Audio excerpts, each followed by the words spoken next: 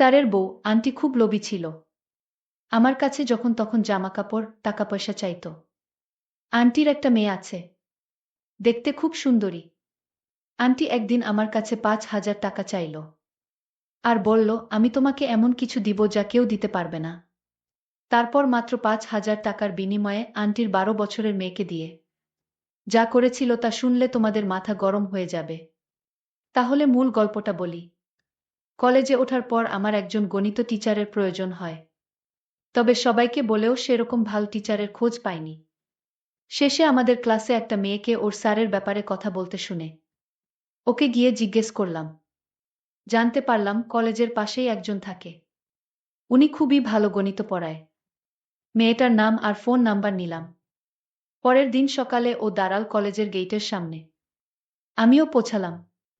তারপর ওর সাথেই স্যারের বাড়ি গেলাম। ৩ মাস উনার কাছে পড়তে পড়তে কিছু জিনিস আমি খুব ভালোভাবে বুঝতে পারলাম। স্যার মানুষ হিসেবে খুব যে বাজে তা নয়। চালাক চতুর তো খুবই। তবে পড়িয়েও খুব একটা বেশি আয় করে না। গরিবের জন্য প্রায় সময় কানে আসত নানান রকম কথা। স্যারের বউয়ের নাম তুপসি। স্যার আমাদের টিচার বলে আমরা সবাই তার বুকে অ্যান্টি বলেই ডাকতাম। এই সময়ের মধ্যে আরও একটা জিনিস আমি খুব ভালো লক্ষ্য করলাম, সেটা হলো অ্যান্টি স্যারকে নিয়ে অনেক অভাব বোধ করেন। সে তার বউ বাচ্চার সব চাহিদা পূরণ করতে পারে না। তবে উনাকে নিয়ে সেরকম ভাবে তখন কোনো কিছু ভাবিনি। আমার বাবার বেশ টাকা পয়সা থাকায় আমি সবসময় খুব ভালো জামা কাপড় পরে যেতাম। দামি বাইক কিনে দিয়েছিল বাবা, তাতে করে পড়তে যেতাম। তবে বাবার করা আদেশ ছিল আমি যেন বাইক নিয়ে কলেজে না যাই। আর তার সেই আদেশ আমি মেনে নিয়েছি। একটা জিনিস আমি লক্ষ্য করেছিলাম যে স্যারের মেয়ের আমার প্রতি একটা আলাদা নজর ছিল। সেটা ছিল শুধুমাত্র আমার ব্যবহার করা দামি জিনিসগুলোর জন্য। এরকম ভাবেই ঈদের সময় এসে গেল। সবাই নতুন জামা কাপড় কেনা নিয়ে আলোচনা শুরু করলাম। যেহেতু আমাদের কলেজের প্রথম বছর আমরা একসাথে ঈদ করার প্ল্যান করলাম। আর আমার বাইক থাকায় আমার সহপাঠীরাও খুব ইচ্ছুক আমার সাথে বাইকে করে ঘুরে বেড়াতো। আমার কাছেও সেটা এক নতুন ব্যাপার। ঈদের প্রায় মাসখানেক আগের কথা, আমরা পড়াশোনা করে বের হতেই স্যার আমাকে বলেন। স্যার বলল, তোমাদের আন্টিকে একটু মার্কেটে নামিয়ে দিও। সে নাকি কিছু কেনাকাটা করবে। মার্কেটটা বেশ দূরেই উনাদের বাড়ি থেকে। অটো করে যেতে হয়। বুঝলাম অটোর টাকা বাঁচানোর জন্যই এই পন্থা নেয়া। কারণ স্যার অ্যান্টিকে বলেছিল সে যেন ফেরার সময় হেঁটে চলে আসে। আমি উনাকে বসিয়ে নিয়ে গেলাম। অ্যান্টি কোনোদিন বাইকে বসেনি বলে তার খুব ভয়। সে বাইকে উঠল, আমি তাকে নিয়ে মার্কেটে গেলাম। মার্কেটের কাছে আসলাম। সেখান থেকে আমার বাড়ি সোজা রাস্তা। আর স্যারের বাড়ি উল্টো রাস্তায়, মানে আবার পিছনে যেতে হয়। অ্যান্টি বলল, একটু দাঁড়াবে? আমার বেশি কিছু না, একটা জামা কিনব। কিনা হয়ে গেলে আমাকে একটু ছেড়ে দিও বাড়িতে। আমি রাজি হয়ে গেলাম। বুঝলাম উনারও আমার প্রতি অন্য উদ্দেশ্য আছে। আবারও একই রকমভাবে ফিরলাম। অ্যান্টি আমায় বলল, তুমি এখানে আমাকে নামিয়ে দাও, তোমার স্যার দেখলে আমায় বকা দিবে। বলবে পায়ে হেঁটে আসতে বলেছিলাম। আর তুমি অন্যকে কষ্ট দিয়ে বাইক দিয়ে আসলে। তার খরচ বাড়ালে। আমি আন্টিকে এখানেই বাইক থেকে নামিয়ে দিলাম। পরের দিন আমি একটু আগেই চলে যাই পড়তে। বাইরে দাঁড়িয়ে শুনতে পাই অ্যান্টির কান্নার আওয়াজ। স্যারের কাছে টাকা নেই, তার বউ ছেলেকে কিছু কিনে দিতে পারছে না। আমার মাথায় একটা প্ল্যান এল। সেদিন বাড়িতে ফিরে মাকে বললাম, আমার তো অনেক নতুন জামা আছে যেগুলোর ভাঁজও ভাঙ্গিনি, সেগুলো আমি গরিবদের দেব। মা তো শুনেই লাফিয়ে উঠল ছেলের মুখে এই কথা শুনে। আমি বেছে বেছে আমার ৪-৫টা না পরা দামি শার্ট আর টি শার্ট নিলাম। ক্লাস শেষ করে সবাই চলে গেলেও আমি বাইরে বাজারের কাছে অপেক্ষা করতে লাগলাম। কারণ অ্যান্টি রোজ বাজার করতে আসতো। অ্যান্টি আসতেই আমি ব্যাগ থেকে বার করে জামাগুলো দিতে গেলাম। অ্যান্টি কিছুতেই নেবে না। অ্যান্টি বলল, আমি এসব কিছুতেই নিতে পারবো না। দেখো, তোমার স্যার জানতে পারলে খুব রাগারাগি করবে। এই শাড়ি জামাকাপড় আমি নিতে পারবো না। আমি অনেক অনুরোধ করার পরে উনি রাজি হল। অ্যান্টিক এখন দিও না, তুমি বরং দুপুর ৩টের সময় এসো। আমি বাড়ি ফিরে মাকে বলে তার একটা পুরনো দামি শাড়িও নিলাম। শাড়িগুলো মা একদিনও পরেনি। সেগুলো গিফট পেয়েছিল, তবে মা অত চকচকে শাড়ি পছন্দ করে না। আমি দুপুরে গেলাম। স্যার বাইরে গেছে কোনো কাজে, সন্ধে বেলা ফিরবে। মেয়ে স্কুলে। স্কুল শেষ হবে 4টাতে। তারপর কোচিং করে ফিরতে ফিরতে 6টা। আমি শাড়ি আর জামা গিফট দিতেই অ্যান্টির চোখে আমি হাসি দেখলাম। সেটা খুশির হাসি যে নয় তা বোঝার আমার যথেষ্ট ক্ষমতা ছিল। সেটা ছিল এক প্রকার লোভের হাসি। প্রথমে খুব বাহানা করছিল সেগুলো না নেয়ার জন্য। তবে 10,000 টাকা দামের শাড়ি ফিরিয়ে দেওয়ার মতো ক্ষমতা সবার থাকে না। অ্যান্টি বলল, তুমি আমাদের জন্য এত কেন করছো? আমি তো তোমাকে কিছুই দিতে পারবো না এর বদলে। আমি বললাম, কি যে বল না অ্যান্টি, আমার কিছুই চাই না তোমার থেকে। আন্টি বলল, না, এর বদলে আমার তোমাকে কিছু দেওয়া উচিত। আমি বললাম, না আন্টি, আমার কিছু লাগবে না। আমার যদি কোনো সময় কিছুর প্রয়োজন হয় তাহলে আমি চেয়ে নিব। আমি বললাম, আন্টি তোমার এই কাপড়গুলো পছন্দ তো? অ্যান্টি বলল, পছন্দ মানে 7 জন্মেও তোমার স্যার আমাকে এসব দিতে পারবে না। আর তুমি আমাকে কত দামি জামা কাপড় দিলে। আমি বলেছিলাম, এটা কিছু নয়, এরকম আরও দেব পরে। তবে আপাতত আর নেই। অ্যান্টি বলল, হ্যাঁ দিও। অ্যান্টি আমার চোখের দিকে এক অন্যরকম দৃষ্টিতে তাকিয়েছিল। তবে আমার সাহস হয়নি উনাকে কিছু বলার। আমি উঠে আসছিলাম। তখন আন্টি আমায় বলল, তোমার যে কোন সময় যা প্রয়োজন হয় আমার কাছে চেয়ে নিও। আমি বললাম, তুমি আর কি দেবে? আমিই তো তোমাকে কত কিছু দিয়ে গেলাম। অ্যান্টি বলল, আমি তোমায় এমন কিছু দিব যা কেউ দিবে না।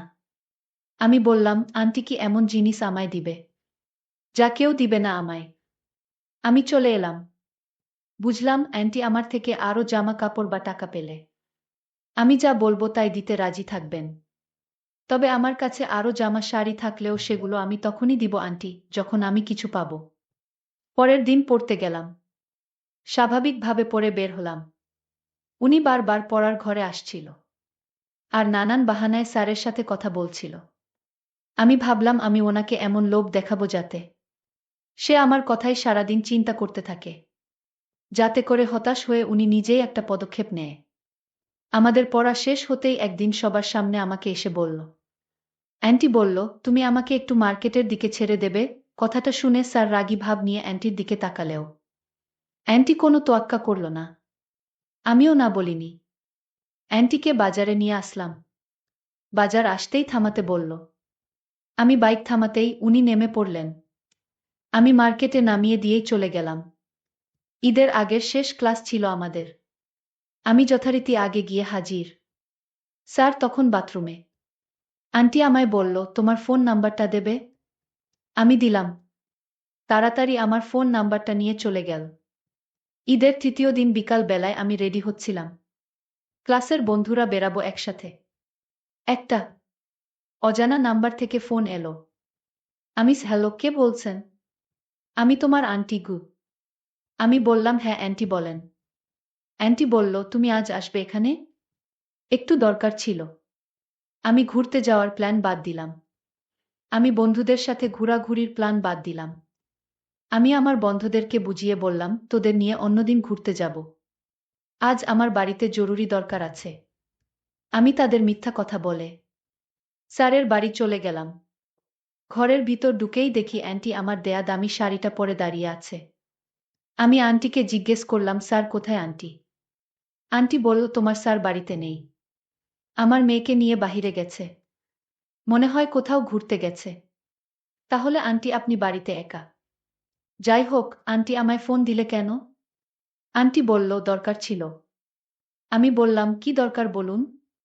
অ্যান্টি বলল, তুমি যে বলেছিলে আমাকে আরও শাড়ি দেবে, দিলে না তো? আমি কি এই একটাই শাড়ি পরে ঈদ কাটাবো? আমি বললাম, তুমিও তো বলেছিলে আমাকে এমন কিছু দেবে যা অন্য কেউ দিতে পারবে না, কিন্তু দাওনি তো। অ্যান্টি বলল, এই ব্যাপার বুঝি? আমি বললাম, হ্যাঁ তাই। আন্টি তখন আমায় বলল, আচ্ছা তুমি আমায় কিছু টাকা দিতে পারবে? আমি বললাম, কত টাকা? আন্টি বলল, আমার 5,000 টাকা হলে হবে। পরে আবার দিয়ে দিব তোমায়। আমায় বিশ্বাস করে টাকাটা দাও। আমি বললাম, আন্টি আমি তোমায় টাকা দিব কিন্তু টাকা ফেরত নিতে পারবো না। যদি ফেরতের কথা বলেন তাহলে আমি টাকা দিতে পারবো না। আচ্ছা বাবা, ঠিক আছে, আমি তোমাকে টাকা ফেরত দিব না। এখন খুশি? তাহলে 5,000 টাকা দাও। আমি আন্টিকে বললাম, আন্টি তুমি আমায় বলছিলে কি দিবে যা অন্য কেউ দিতে পারবে না। তাহলে কি দিবে আমায়? আন্টি তখন বলল, তুমি আমায় আগে টাকা দাও, তারপর দেখো আমি তোমায় কি উপহার দেই। আমি আন্টির কথা শুনে আন্টিকে বললাম, তাহলে আপনি ৩০ মিনিট অপেক্ষা করুন। আমি আপনার জন্য বাড়ি থেকে টাকা নিয়ে আসছি। আন্টি বলল, ঠিক আছে, তুমি তাহলে বাড়ি থেকে টাকা নিয়ে এসো। আমি অপেক্ষায় আছি তোমার। আমি তখন বাইক দিয়ে আমার বাড়ির দিকে রওনা দিলাম। আমি ঘরে ঢুকে মাইনি ব্যাগ থেকে ৫,০০০ টাকা নিয়ে আন্টির বাসায় চলে আসলাম। আজ আমি মনে মনে ভাবতে লাগলাম, দেখি আজ আন্টি আমায় কি দেয়। মনে মনে ভাবলাম টাকা দিব পরে, আগে দেখি আন্টি কি দেয়। আমি জানতাম আন্টি আমায় কি দিবে, কিন্তু আমি যা ভেবেছি তাই কি দিবে। যাই হোক, আমি আন্টিকে বললাম, আন্টি আমি টাকা নিয়ে আসলাম। এখন তুমি আমায় কি দিবে দাও। তুমি তো বললে আমি যা দিব তা কেউ দিতে পারবে না। তাহলে কি এমন জিনিস আন্টি বলুন। আন্টি তখন বলল, আমি যা দিতে চাই সেটা দিনের বেলা হয় না। আমি বললাম, কি এমন জিনিস দিবে তাও দিনে দেওয়া যাবে না। আমি আন্টিকে বললাম, আন্টি দিনে দেওয়া যাবে না। আন্টি বলল, না, দিনে দেওয়ার নিয়ম নেই। আমি আন্টির মুখে এমন কথা শুনে অবাক হলাম। আমি তো চিন্তায় পড়ে গেলাম। দিনের বেলায় হবে না। আচ্ছা ঠিক আছে আন্টি, আপনি টাকাটা রাখুন। আপনার যখন সুবিধা হয় আপনি দিয়েন। আমি কিন্তু টাকার কথা বলছি না। আপনি আমায় কি জানি দিবেন রাতের বেলায়। আমি সেইটা নিতে চাই। তারপর আন্টি বলল, এখন তুমি বাড়ি যাও, সন্ধ্যায় আবার এসো। আজ আমাদের বাড়িতে তোমার থাকতে হবে। তাহলে আমি দিতে পারব। আমি বললাম, কোন সমস্যা নাই আন্টি। আমি সন্ধ্যায় আসছি তোমাদের বাড়িতে। আমি যখন আন্টির বাড়ি থেকে বের হলাম, আন্টি তখন আমায় বলল, দাঁড়াও, আসার সময় বাজার থেকে বা ফার্মেসি থেকে ১ প্যাকেট ফুটকা নিয়ে এসো। আমি আন্টির কথা শুনে অবাক হয়ে গেলাম। আমি আন্টিকে বললাম, আন্টি ফুটকা দিয়ে কি হবে। আরে বোকা, তোমায় যা বলছি তা নিয়ে এসো। আমি বুঝেও না বুঝার ভান করলাম আন্টির সামনে। আমি তো আর এখন ছোট নয় যে বুঝি না। আমি সবই বুঝি। যাই হোক, আমার মনের ভিতর কেমন জানি ভয় ভয় করছে। আমি সন্ধ্যার আগে গোসল করে খেয়ে নিলাম। তারপর শরীরের পারফিউম দিলাম। তারপর ফুটকাটা নিয়ে আন্টির বাসায় চলে গেলাম। আমি আন্টির বাসায় ঢুকতেই আন্টি বলল, তুমি তো দেখি জামাই সেজে গেছ। বাহ, আজ তোমাকে অনেক সুন্দর লাগছে। আমি আন্টিকে বললাম, কি যে বলেন। আন্টি বলল, এত লজ্জা কিসের, তুমি তো আমার ছেলের মতো। আমি আন্টির কথা শুনে ভাবলাম, কি বলে আন্টি এসব। তাহলে আমি যা ভেবেছি তা কি মিথ্যা হতে চলেছে নাকি। আমি তো কিছুই বুঝতে পারি না। দেখি কি হয়, আল্লাহ ভরসা। আন্টির একটা মেয়ে আছে, খুব সুন্দরী। এইবার ইন্টার সেকেন্ড ইয়ারে পড়ে। আমি আন্টিকে বললাম, আন্টি এই নাও, তুমি ফার্মেসি থেকে আনতে বলেছিলে, নিয়ে আসলাম। আমি আন্টিকে বললাম, আন্টি কি দিবে দাও। আন্টি বলল, এত পাগল হইছো কেন। রাত পোয়াতে তো অনেক বাকি। হঠাৎ দেখলাম স্যার তার নিজের মেয়েকে সাজিয়ে নিয়ে আসলো। আন্টি বলল, আমার মেয়েকে তোমার সাথে বিয়ে দিতে চাই। আমি জানি তুমি মনে মনে তাকে ভালোবাসতে। আর তাই আমি তোমার মতো ভালো ছেলে হাতছাড়া করতে চাই না। আমি আজ আমার মেয়েকে উপহার হিসেবে তোমাকে দিলাম, মানে তুমি রাজি থাকলে তাকে তোমার সাথে বিয়ে দিব। আমি মনে মনে যা চিন্তা করছিলাম, দর্শক বন্ধুরা তোমরা হয়তো বুঝতে পেরেছ। কিন্তু আমি যা চিন্তা করছি সব ভুল চিন্তা। সব আমার মনের ভুল ধারণা। যাই হোক, আমিও আন্টির কথায় রাজি হলাম। তাদের সম্মতিতে আমি তাকে বিয়ে করে ফেললাম। বন্ধুরা, আজকের গল্পটি কেমন লাগলো তা অবশ্যই কমেন্ট করে জানাতে ভুলবেন না। ধন্যবাদ।